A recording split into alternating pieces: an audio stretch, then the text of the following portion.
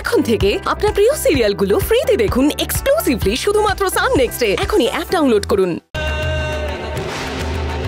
তুই ওষুধের দোকানে কাজ নিয়েছিস? হ্যাঁ মা, কিছুদিন আগে থেকে।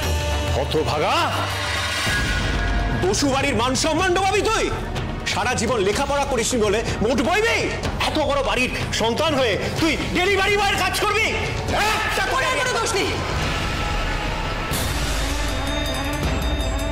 উনি সত্যি কোনো দোষ করেনি, এই কাজের সন্ধান আমি দিয়েছি, সমস্ত দোষ আমার। আমার জন্য আজকে এতগুলো সমস্যা হচ্ছে, সমস্ত দোষ আমার। সেটা আবার তুই বড় মুখ করে বলছিস? তুমি একদম চুপ করে থাকবে। বহুত সাহস বেড়ে গেছে তোমার। প্রথমত তুমি আমার ভাইকে দিয়ে একটা নিজ কাজ করিয়েছো, আর দ্বিতীয়ত আমাদের ফ্যামিলির কথাবার্তার মধ্যে তুমি ফোড়ন কেটে চলেছো, পটর পটর করেই চলেছো। খই ফুটছে, এই মেয়েটার মুখে এখন খই ফুটছে। তুই এক্ষুনি বাড়ি থেকে দূর হয়ে যাবি, চল এক্ষুনি তুই বেরোবি। যা, কোথাও যাবে না।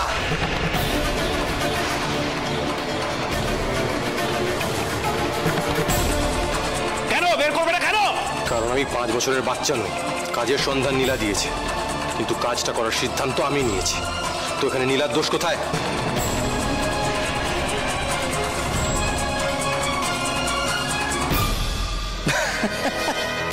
অ্যাবসার্ড ব্যাপার না?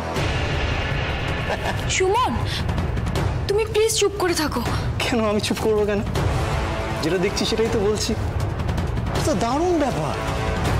বাড়ির কাজের লোক মালিকের হয়ে লড়ছে, বাড়ির মালিক আবার কাজের লোকের হয়ে রুখে দাঁড়াচ্ছে। এটা তো সচরাচর দেখা যায় না। দারুণ ব্যাপার। Excellent, excellent.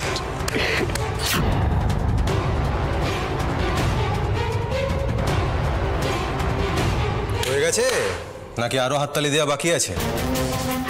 তোমার মুখে তো বেশ কথা ফুটেছে দীপু ভাই। ছোট দাদা বাবু, ছেড়ে দিন, এইসব বলার কোনো দরকার নেই। আমাকে যেতে দিন আপনি। চুপ করে দাঁড়াও, আমাকে বলতে দাও। আর বলার বাকিটা কি আছে? ঠিক এরকম পরিস্থিতির সম্মুখীন হওয়ার ভয়ই আমি চুপ ছিলাম। আমি জানতাম তোমরা সকলে যদি জানতে পারো যে আমি ওষুধ দোকানে একটা ডেলিভারি বয়ের কাজ করছি, তাহলে তোমরা সকলে আমাকে তুলোধনা করে দেবে। আর ঠিক সেটাই তো হলো। অন্যায় করলে সমালোচনা তো হবেই দীপু। খেটে খাওয়াটা অন্যায় কবে থেকে হয়ে গেল গো বড় বৌদি? তোমাদের সকলের সামনেই আমি জানাতে চাই, এই ওষুধের দোকানের কাজ আমি শুধুমাত্র নিজের সিদ্ধান্তে নিয়েছি। একা আমার সিদ্ধান্ত ছিল। মনে হয়েছিল আপাতত সংসারে সাহায্য করার জন্য আমি কিছু করি। কিন্তু আমি যতদূর জানি দীপু পড়াশোনায় খুব একটা ভালো না। তাহলে তো এই কাজটা আমার জন্য ঠিকই আছে। তোমাদের মতো বড় বড় অফিসে তো আমাকে কেউ কাজ দেবে না, তাই না? হ্যাঁ, কিন্তু অভিজ্ঞতাটাও তো একটা বড় ব্যাপার, তাই না? That's true, I agree. আর দীপু, তোর তো ওষুধ রিলেটেড কাজের কোনো এক্সপেরিয়েন্সই নেই। তাহলে ভুল ওষুধ দিলে তো পুলিশ কেস হয়ে যাবে। সুমন্ত কথাটা ঠিকই বলেছে। একটা ওষুধ যেমন মানুষের জীবন রক্ষা করতে পারে, তেমনি ভুল ওষুধ মানুষের প্রাণ কেড়েও নিতে পারে। নীলা না বুঝে না জেনে তোকে কাজটা জোগাড় করে দিল, আর তুই বিচার বিবেচনা না করে চাকরিটা নিয়ে নিলি। আরে আমাদের তো বলতে পারতো, কাজটা করবে কি করবে না সেটা আমরা ভেবে চিন্তে ঠিক করতাম। তাই নাকি? বাবা, ছোট ভাইয়ের জন্য ভাবনা চিন্তা করে তো একেবারে উদ্ধার করে দিয়েছিস এতদিনে। মিনু, কথাটা চেপে দিও না। ওষুধ দিয়ে কাজ করা ছেলে খেলার ব্যাপার নয়। এক্সপায়ার্ড ওষুধ দিয়েছিল বলে দোকান পর্যন্ত জ্বালিয়ে দিয়েছিল। আমি কাগজে খবরটা পড়েছি। এত দুশ্চিন্তা করার মতো কিছু হয়নি মাস্টারমশাই। তোমার ছেলের ওপরে, নিজের দেওয়ার শিক্ষার উপরে ভরসা রাখা উচিত। বাবা, আমি ঠিক। চুপ, একদম চুপ।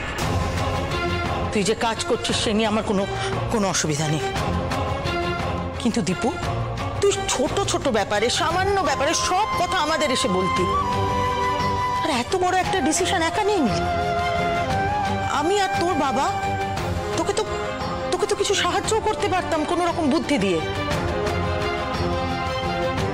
আর নীলা, তুই আমাদের একবার জানাতে পারলি না? এই কথাটা তো বোঝা উচিত নীলা, যে একজন অনভিজ্ঞ মানুষের পক্ষে সব ধরনের কাজ করা সম্ভব না। মা, আমি তোমাকে বললাম তো, এর মধ্যে নীলার কোনো দোষ নেই। ও শুধু আমাকে সাহায্য করেছে, ব্যাস। কিন্তু আসল দোষ যে করেছে তাকে তো তোমরা কিছু বলছোই না। কে আসল দোষ করেছে? নাটক হচ্ছে। কে করেছে বল? এই, তুই আবার কার দিকে হোয়াট ননসেন্স! আসল দোষী কি? আসল দোষী মানেটা কি? মানেটা কি? মানেটা কি? আমি হয়তো এই পরিবারের যোগ্য কাজ করছি না, কিন্তু তুমি কি করেছো? তুমি, তোমার বাবা, তোমার মা মিলে বিদুর সাথে কি শুরু করেছো?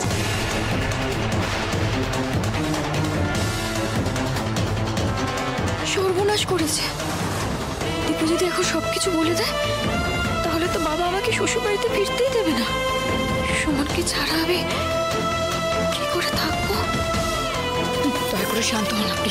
সেই দিন থেকে আমি চুপ করে আছি নীলা, আর না, আজকে আমি সকলকে জানাবো কি করেছে সুমন বিদুর সঙ্গে। চুপ করে থেকো না, বলো বলো দীপু, বলো। দীপু, এদিকে আয়। যেটা জানিস সেটা পরিষ্কার করে বল, আমাদের সবার শোনার দরকার। কি ঘটেছে?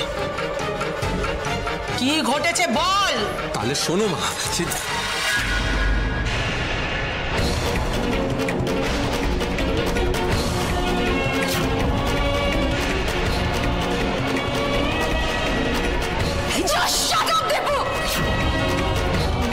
বন্ধ করে থাকবি, একটাও কথা বলবি না। আমার পার্সোনাল ম্যাটারে ইন্টারফেয়ার করার সাহস তোকে কে দেবে? একদম আমরা সুমনের মাঝখানে আসবি না দীপু।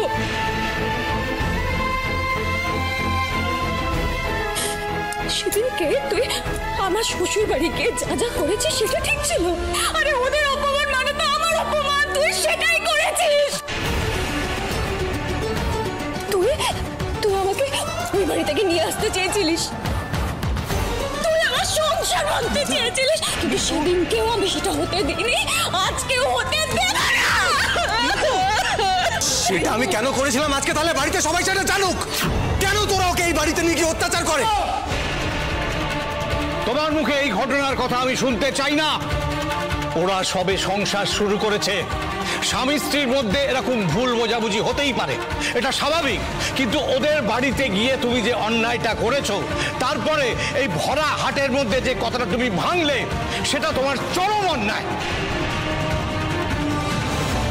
আর বিদু যখন সমানে বারণ করে যাচ্ছে, তখন কেন গলা তুলে কথা বলছিস তুই? দীপু, সামান্য টাকা রোজগার করে তুই বোনকে শ্বশুর বাড়ি থেকে নিয়ে আসতে চাইছিস? হ্যাঁ, বাড়িতে না জানিয়ে যে ছেলে এরকম ওষুধ ডেলিভারির কাজ নেয়, সে বোনের খাওয়া পড়ার ব্যবস্থা করতে পারবে? ঠিক আছে, ওদের সবার